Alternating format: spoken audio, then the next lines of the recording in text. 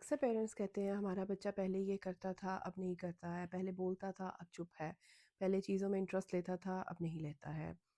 ये सब सुन के दिल बहुत दुखता है और पेरेंट्स अक्सर कंफ्यूज हो जाते हैं। लेकिन पेरेंट्स ये जान लेना बहुत ज़रूरी है कि बिहेवियर चेंजेस किसी भी बच्चे में कभी भी स्टेज पर हो सकता है। इसका मतलब ये नहीं है कि कुछ गलत ही हो गया हो। Hello and welcome back to my channel. इस वीडियो को मैं 4 सेक्शंस में डिवाइड करूंगी। सबसे पहले सेक्शन में हम बात करेंगे why does this happen. Second section में हम बात करेंगे कि पेरेंट्स को क्या करना चाहिए। थर्ड सेक्शन में हम कॉमन मिसकंसेप्शंस के बारे में जानेंगे एंड लास्ट में इनकरेजमेंट।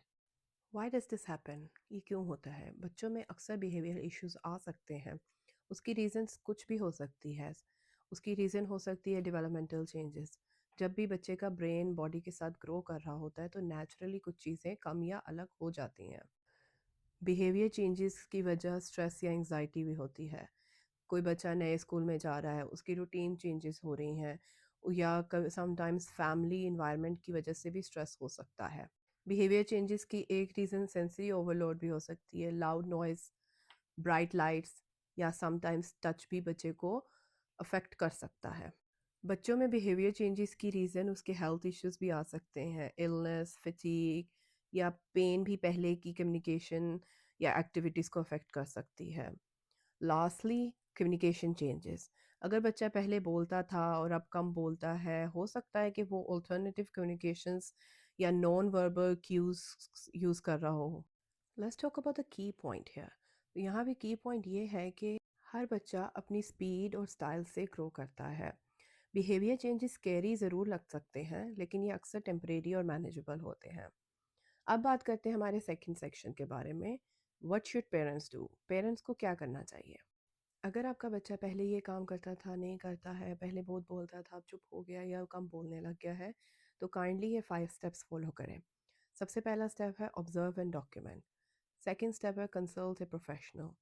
थर्ड स्टेप है provide a supportive environment. Fourth step is encourage but don't force. Last step is to observe patterns over time. Observe and document में आपने नोट्स बनाने हैं, कब और किस चीज़ में चेंज आया। Small triggers and patterns note करें। नोट्स बनाने के बाद आपने किसी भी प्रोफेशनल को कंसल्ट करना है, क्योंकि आपके बच्चे की अर्ली असेसमेंट होना उसके लिए बहुत हेल्पफुल हो जाएगा। अपने थर्ड स्टेप के बारे में बात करते हैं, प्रोवाइड अ सपोर्टिव इन्वायरमेंट। इसमें आपने अपने बच्चे पे प्रेशर नहीं डालना है।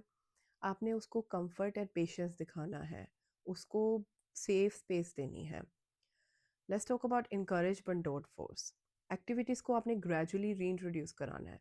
उसको छोटी छोटी बात पे उसको प्रेज करना है, आपने उसके लिए क्लैपिंग करनी है, जो भी आपको ठीक लगे।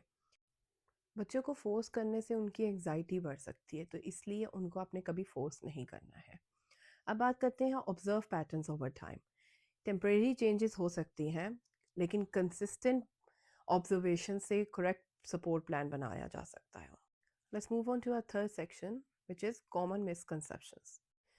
अक्सर पेरेंट्स कहते हैं, सोचते हैं कि हमारा बच्चा पहले करता था ये नहीं करता, इसका क्या मतलब है कि उसको ऑटिज्म है, ये मेरा बच्चा बैकवर्ड हो गया है। फैक्ट इज़ कि बिहेवियर चेंजेस हर बच्चे में हो सकता है। ऑटिज्म, एडीएचडी या स्पीच डिले या समटाइम्स स्ट्रेस की वजह से भी हो सकता है। अर्ली ऑब्जर्वेशन से बच्चे को वो सपोर्ट मिल जाएगी जिससे उसकी लाइफ बहुत इंप्रूव हो सकती है। इम्पोर्टेंट टू नोट, हर बच्चा यूनिक होता है, इसलिए कंपैरिजन उसका सोल्यूशन नहीं है, बल्कि सिर्फ और सिर्फ वो एक बच्चे में एंग्जाइटी क्रिएट करता है।